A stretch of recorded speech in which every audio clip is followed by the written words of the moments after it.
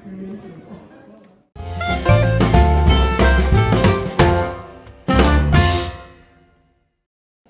this is a wartime helicopter. It's called a Cobra attack helicopter, and it was built for the Americans during the Vietnam War. Just come down this way a little bit so everyone can get into this area. Now, because it's an attack helicopter, its purpose is to stay close to the ground and escort troops across the ground and look for enemy targets. So it's flown by two crews. The pilot sits here and the gunner sits in the front. The pilot sits up high and looks over the head of the gunner, who sits down low at the front. Okay. Now the gunner has got a sight that he can line up targets with, and down here is a machine gun, Gatling gun, and a grenade launcher on the other side. And most importantly, on both sides of the aircraft, we've got 19 of these rockets. Okay. Also missiles that sit here. So it's a very dangerous fighting machine. Helicopters, of course, don't normally have wings, but this is not really a flying wing, it's just a wing to support all of these weapons. Now, Australia didn't fly these were flown by the Americans. This one was built in 1976 and it served in the Iraq Gulf War, okay, in the Middle East.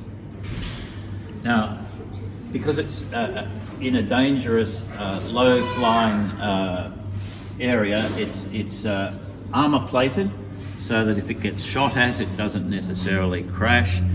Even though it's armour plated, though, the poor old gunner who sits in the front was always in the line of fire. So during the Vietnam War, you were only expected to last about 3 weeks as a gunner in one of these helicopters. Then it was sort of game over after that. Now, who knows how to fly a helicopter? No one? You do? Yeah, okay. Well, if anyone wants to climb up, you can climb up here and have a look at the inside of the cockpit if you wish. With a group of this size, I don't recommend we all try and climb in, but if we've got a couple of volunteers who want to climb in, right foot here, right hand, and you can climb up and sit inside and have your photograph taken if you want. So, you want to try that? Sure. Okay, so stand at the back, stand behind the step, put your right foot up, and right hand, there we go.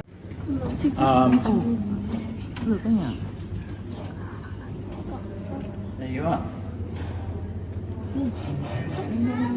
Yeah, I'll go here. Does anyone else want to climb up? What about you? I thought you might want to. We'll get just a couple more and then we'll come back to this later on if there's time. Okay? Huh.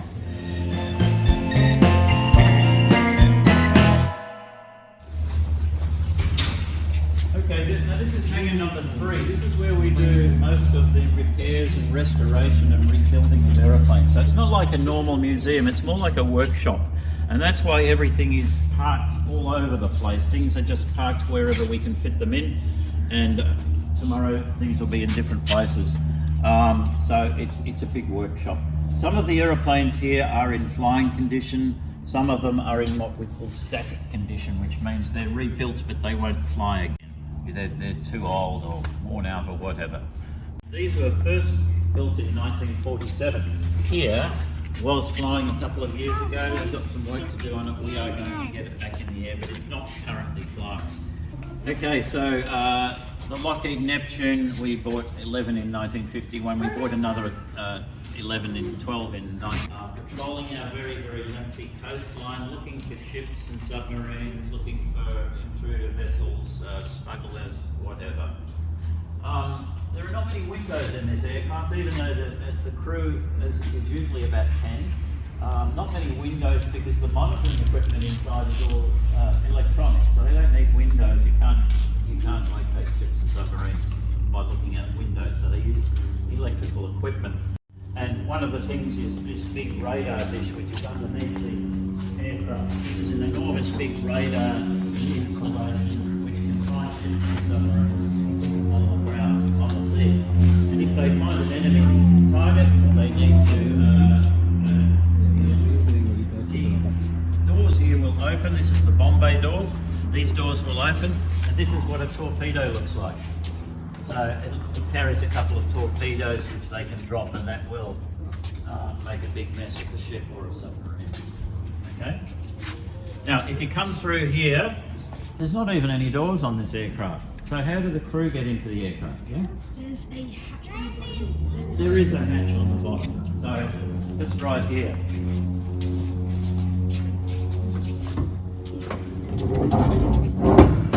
That's how you get inside the aircraft. So you have to climb up that ladder, you get onto a shelf and you sit on the shelf, and then you climb up some more steps to get up to the cockpit.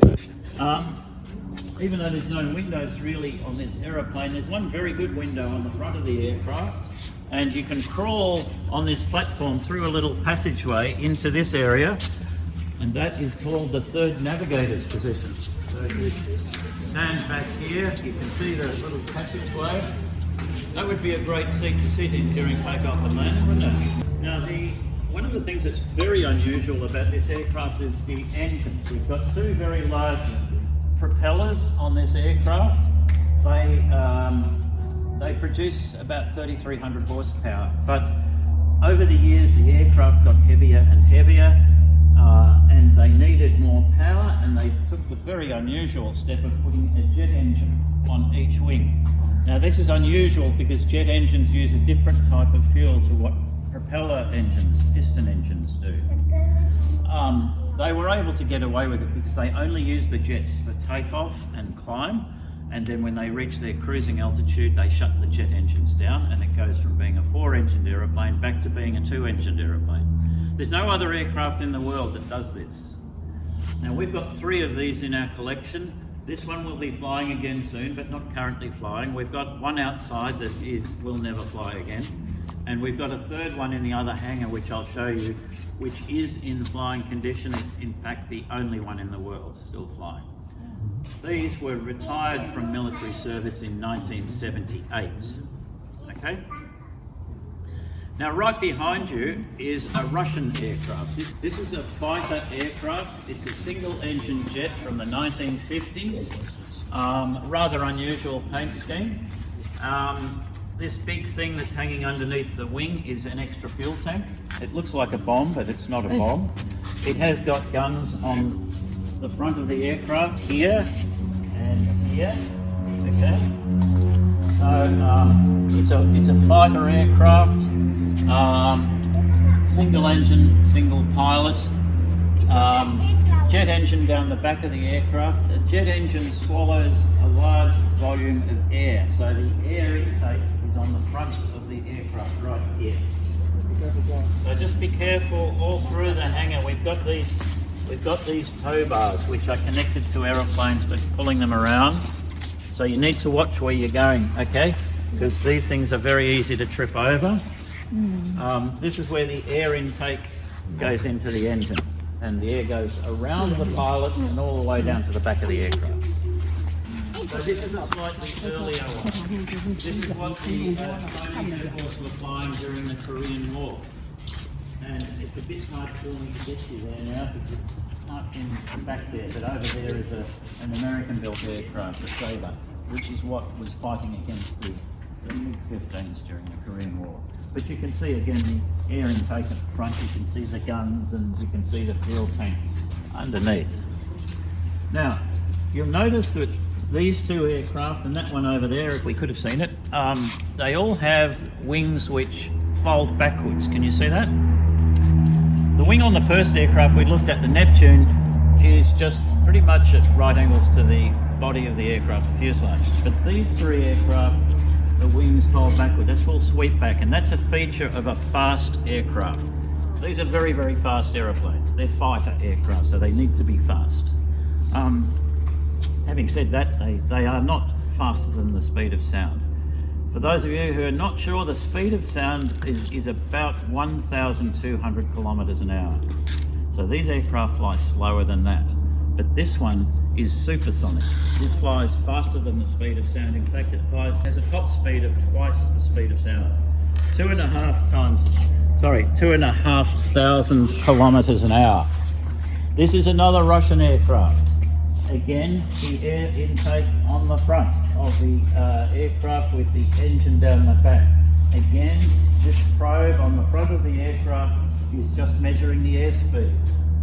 It needs to be way out in front because this aircraft is supersonic and the pressure wave forms in front of the aircraft like a boat when it goes through the water. The waves push, the boat has to push through the waves.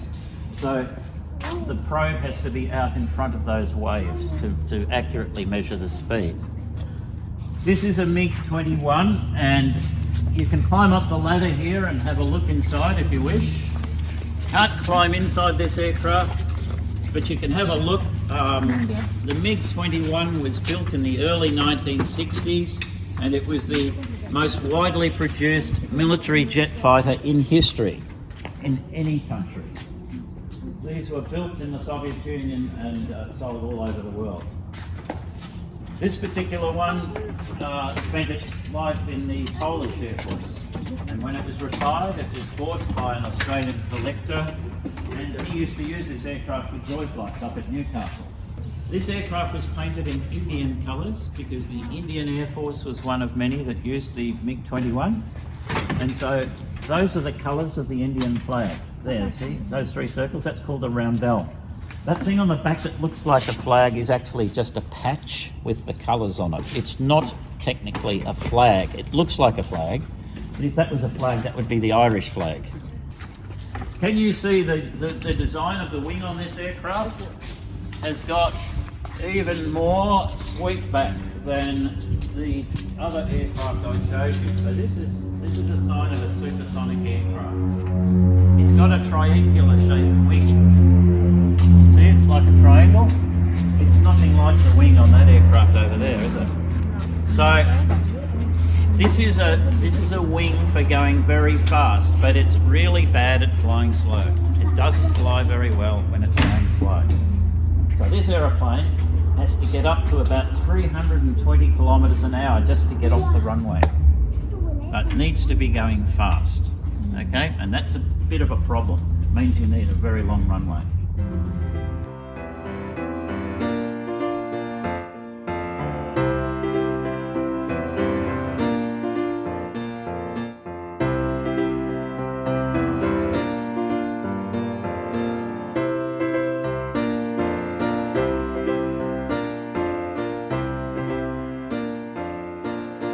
DC-3, and you might have heard of the DC-3. You might have seen them in films. The DC-3 was built by the Douglas Corporation. That's what DC stands for.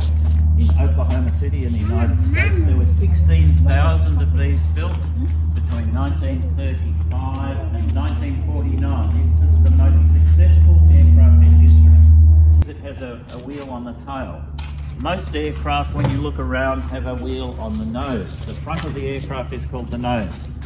This aircraft has a wheel on the tail, which makes it quite tricky to taxi around on the ground and quite tricky to land in crosswinds, but it does have an advantage during takeoff. Not so many aircraft these days have a tail wheel, okay? That's unusual because most airplanes sit flat, don't they? What about the windows? Square. We don't have square windows anymore on aeroplanes, do we? We have round windows. That's because this aircraft was not pressurized. And just so you know, when you go flying on a big aircraft these days, they pressurize the cabin. They pump air into the cabin from the engines, and that's so that you can breathe. Because when you go up high, there's not much air to breathe. So they pump air in, and then when the aircraft descends to land, they let that air out again, okay? And it gets turned over all the time. Back in 1935, they didn't do that. They didn't do that on the DC-3 just because they didn't know how. They just did not know how to pressurize an aeroplane. So these aeroplanes could only fly up to 14,000 feet. Once you get to 14,000 feet, above that, the air is just getting too thin, and you'll end up, becoming unconscious. So that was one of the problems with early aircraft. They couldn't fly terribly high. It was built for the US Air Force, and it was flown around the Pacific during the Second World War in military roles. So they modified the DC-3, they strengthened the floor so that they could put 2.5 tons of freight in it, and they took out the little passenger door and they put a big wide door in so that paratroopers with their big bulky parachutes on could jump out the back door of the aircraft without getting tangled up. And they could also push lots of supplies out. So the DC-3, as I said before, when it was a military aircraft, was called a Dakota. And this aircraft started off as a Dakota. When the Second World War ended, the Americans didn't need this anymore, so they sold it to the Australian government in 1945. Inside the wings are where the fuel tanks are. Now, when they flew from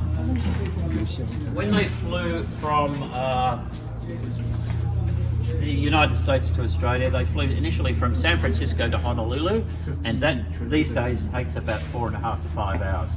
Back in 1928, it took them in this aircraft, or the equivalent aircraft, it took them 27.5 hours. That's a long time to be flying. So they needed all their fuel tanks full, so they needed to put a big fuel tank inside the cabin of the aircraft. We would never do that now. At the back of the aeroplane, all by itself, was the radio operator. When the radio operator got a message on the radio, he would write it down on a piece of paper, put it on a broomstick and pass it over the top of the fuel tank to the navigator up the front. So it was a strange way to fly, and as I said, 27.5 hours. Most of that time was flying at night time, and think about how difficult that would be. You're flying the whole time across water, so you've got nothing to look at on the ground. You've got no form of navigation at all, except the navigator could use the stars at night time. Most of the time you'd be flying in cloud, so you would be lucky to have a horizon. And if you were just a few degrees off course, you would miss the Hawaiian Islands completely. After 27.5 hours, you wouldn't even see the Hawaiian Islands. And you would keep flying until your fuel ran out, and nobody would ever know what happened to you. And that's what happened to quite a lot of people. They didn't make it. But Kingsford Smith did. He landed on a football field in Honolulu 28 hours after taking off. So that was a big deal. And the next day they took the aircraft, they flew the aircraft to another island where there was a long white sandy beach, and he took off again and flew for 30 hours to get to Suva, Fiji. So it was quite a remarkable achievement. And that's why this aircraft was built, to acknowledge that achievement. In 2002, this aircraft was flying in Adelaide, and they did some maintenance on this undercarriage. We're moving the... Now this is some computer footage taken in Adelaide in 2002, and I'll preempt things by saying that nobody was injured. This is the aircraft we were just looking at. Can you see that right wheel? Can you see it's broken off now because it was just hanging there. The pilot's done a very good job of keeping that side of the aircraft off the ground, because on the other side of the aircraft he didn't have a wheel, he just had a post like this.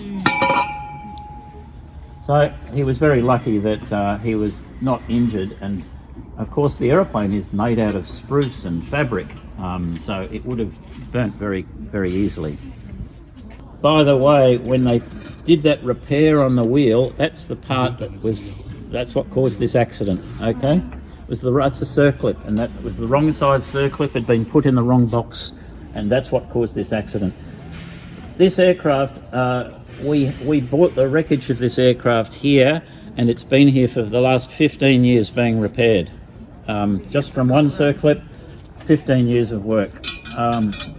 And it was Dick Smith who helped us purchase the aircraft and kept paying for all of the repair work. We finally got this aircraft flying again just about 4 months ago. But you can put your head inside, you can step on the ladder there, and you can put your head inside and have a look. The aircraft is built on a steel frame, and this is fabric. On the original Southern Cross, this was Irish linen. We make tea towels out of. Now, over here,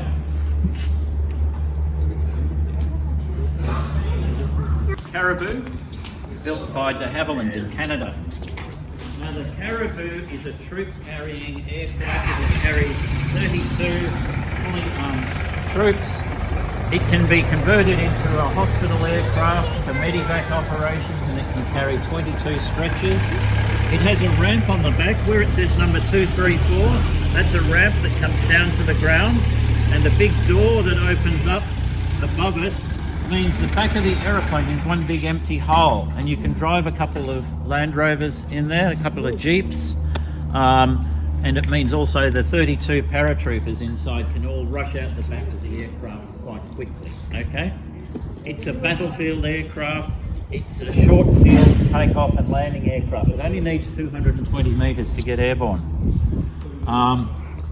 Now, the first ones were delivered to Australia. The majority of them went straight from the factory in Canada straight to Vietnam, where they supported troop operations during the Vietnam War.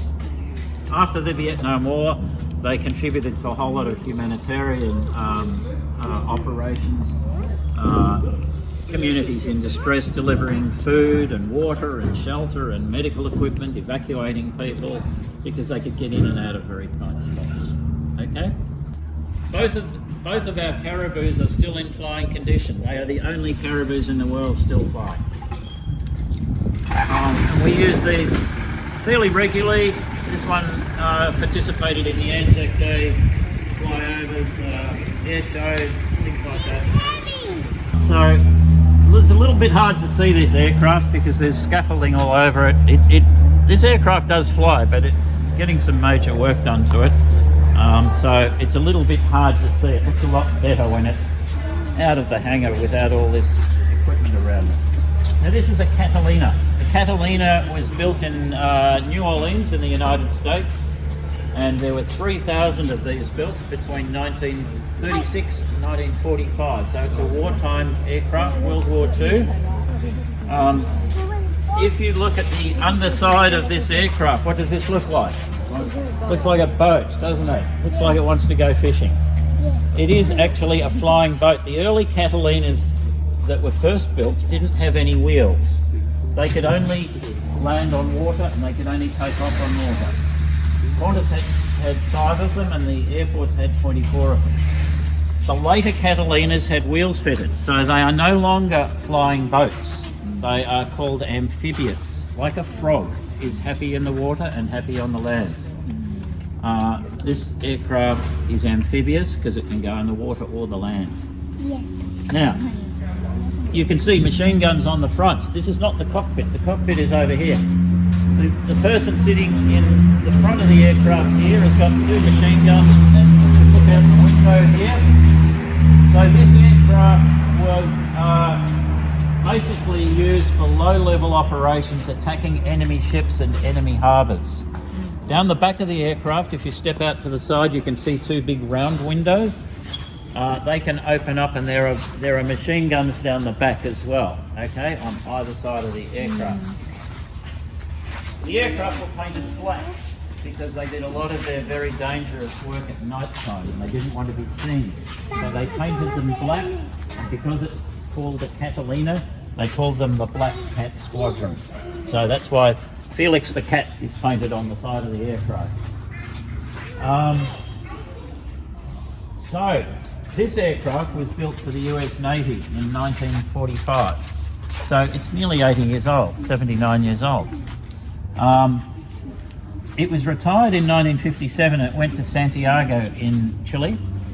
And then between 1960 and 1980, this aircraft did not fly at all. Then in 1980, they decided to repurpose it. It's no longer a wartime aircraft. They started using it as a firefighting aircraft. Okay, it's a water bombing aircraft because it's ideal for the purpose. You can land on a lake, you can fill up the water tanks with water, go and put it all on a fire, and then come back to the lake and fill up. You don't have to keep going back and forward to an airport. Okay, that was a great idea. And here are some photographs. Sorry, I'll just step in here. Here's a photograph of it doing the water bombing. You see that? And that was really good until in 1986, this aeroplane landed on this lake in Argentina and hit a rock, and it sunk to the bottom of the lake. So in 1988, they were able to recover the aircraft, rebuild it, get it flying again, and sent it to Portugal, where it continued water bombing operations. by 2003 this aircraft was no longer flying, and so we were able to purchase it in Portugal, send a team over there, get it flying again, and flew it all the way back to Australia. It took 3 weeks to fly this aircraft back from Portugal to Australia. It's a very slow aeroplane. It's quite big, but it's not fast. Okay, so that's the Catalina. So this is an Air Force aircraft. I'm going to go in there in a minute when those people come out, but in the meantime, this is an F-111. Now, I've already shown you this aircraft. This is a MiG-21 built in the early 1960s, and this is a fighter aircraft. The F-111 is a bomber. It's not a fighter, it's a bomber. And you can see it's a much bigger aircraft. You can see it's longer and it's wider. It's a much heavier aircraft. Look at the size of the wheels, if you like, the comparison between the MiG-21 and the F-111. There's a big difference. There are a lot of big differences with this aircraft. I'll talk in more detail about this aircraft when we get around here. But in the meantime, just draw your attention to the fact that there are 2 engines on this aircraft, 2 jet engines, and there's only one on the MiG-21. If they need to reduce their weight quickly, the best way to do it is to burn off fuel. So they can pump fuel out of the tail of the aircraft here. This is the fuel tailpipe, and as the fuel comes out of here, the heat from these engines ignites the fuel, and you see a big long flame going out the back of the aircraft. I'll show you a photograph of that in a moment. Okay. This is another DC-3. I mentioned we had 4 of them, and this is the only one that's not flying. Why isn't it flying? No wings. It hasn't got any wings. That doesn't help. It has actually got wings. They're over there. We took them off to repaint them, okay? And we're doing some inspections on this aircraft. And also, I told you it's a DC-3, but it's not. It's a Dakota, because it's clearly a military aircraft, isn't it? Now, why are we going to so much trouble? Well, because the Queen flew on this aircraft back in 1954, when the Queen was only 27 years old. She and Prince Philip visited Australia. They visited 56 towns and cities in 54 days. So that's a big holiday, isn't it? I don't think it was much of a holiday though. And this is the aircraft that they did a lot of their travelling in because they needed to get to regional areas. So we call this the Queen's aeroplane. That's why we're fixing it up. You can see we've repainted the back of the aircraft. You can see at the front where it hasn't yet been repainted. We've fitted new windows to the aircraft. As you walk up to the cockpit, I want you to take notice of how steep it is. It doesn't look that steep, but it's quite steep when you're walking up the cabin of the aircraft. The front of the aeroplane's kind of quite pokey, so it doesn't work if we've got 8 people up the front all at the same time. So I'll just get you to sort of rotate around, and 2 or 3 of you go up and then come back. All right, so we can all go on board. There's time for everyone to have a look. So I'll just